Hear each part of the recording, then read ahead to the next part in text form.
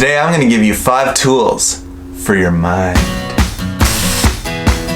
5 Tool Tuesday. Don't forget to stick around to the end of the video where I'm going to give you a bonus tool. Bonus tool.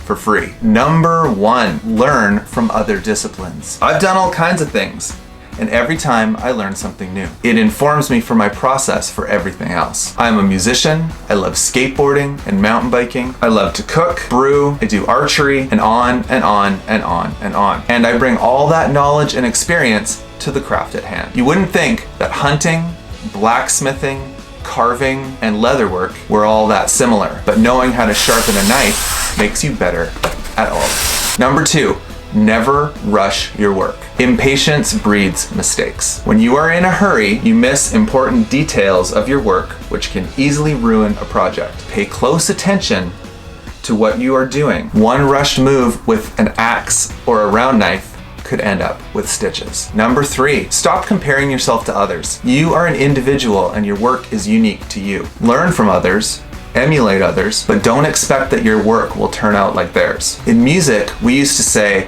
that you're never as good as you want to be. And in fact, that statement is what drives us to improve. But holding your work to someone else's standard will never make you feel good about it. Be proud of what you've made because you made it. Number 4, make every move count. Put your best effort into every stitch, cut, or swing. If you treat every action with care, you will be left with an end product that you can be proud of. Number 5, the material will tell you what it wants to be. You are not going to make a belt out of stretchy belly leather, and you can't carve a bowl from a tiny piece of wood. Even more than that, subtle changes in the grain can impact the lines of your spoon. If you enforce your will on the material, rather than let it speak to you and let it whisper what it wants to be, your piece will be awkward and not beautiful. We are working with natural materials and no two pieces are alike. And number 6, the bonus tool. Bonus tool.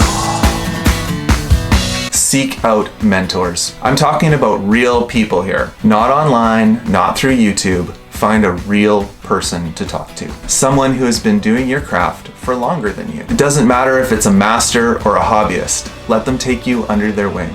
And they will, believe me. Someone who is as interested in your craft as you are will want to share with you. I have friends who are twice my age who have taught me spoon carving and leathercraft. I've learned more from being in their creative space and watching them work than I ever have from any YouTube video. They have lent me tools and pieces of work to study and many, many, many pieces of advice like I'm giving you in this video. Don't forget to like this video if it was helpful. Subscribe and turn on notifications if you would like to see more. You can find me on Instagram at thewoodlifegoods or Left Hand Leather Co. I'll leave links to both of those in the description below. Thanks for watching this episode of 5 Tool Tuesday, and until next time, I'll be me and you be you.